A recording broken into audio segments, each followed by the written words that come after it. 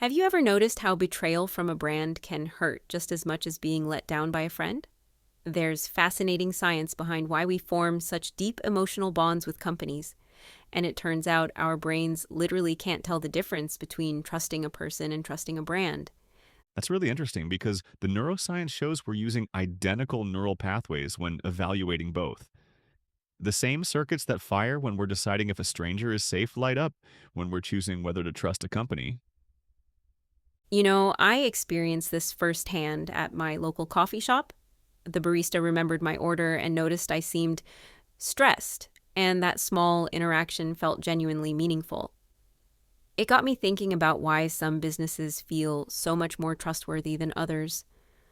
Well, that's where something called the trust equation comes into play.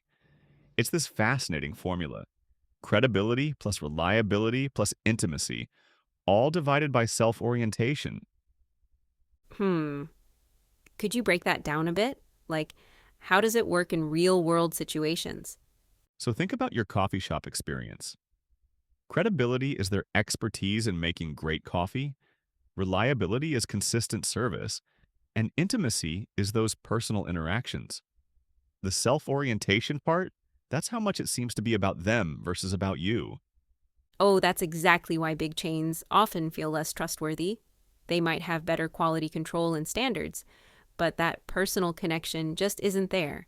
It's like they're optimized for efficiency rather than relationship. Right. And our brains evolved to trust small groups and familiar faces. We're literally wired for those intimate connections that happen naturally in local businesses. You know what fascinates me? How hard big companies try to recreate that intimacy through social media and marketing, but there's always something that feels a bit off about it. That's because true intimacy requires vulnerability, and corporations structurally can't be vulnerable. They can simulate warmth, but our brains are remarkably good at detecting when something feels manufactured. Like when brands try to be relatable on Twitter. Sometimes it works, but usually it feels like watching someone wear a human costume. It's almost unsettling how close they get without quite hitting the mark. Well, that's the uncanny valley of brand trust, on my side. The closer they get to simulating human interaction without actually being human, the more our brains notice something's wrong. And that explains why brand betrayal can feel so personally painful.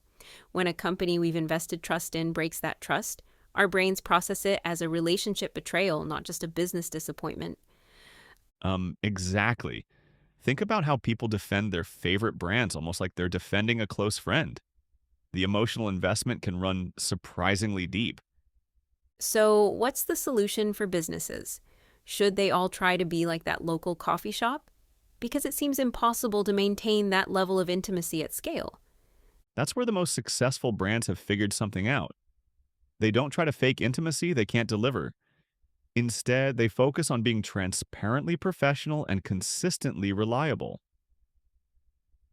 I've noticed some of the most trusted brands actually maintain a bit of professional distance. They're like that competent colleague you respect rather than trying to be your best friend. And that's probably healthier for everyone involved. It's about understanding the natural limitations of these relationships and working within them honestly. This whole conversation has me thinking differently about every brand interaction I have now. Like, I'm going to be much more aware of when I'm feeling that trust response and why it's happening. And That kind of awareness can really change how you make decisions about where to invest your trust and your money.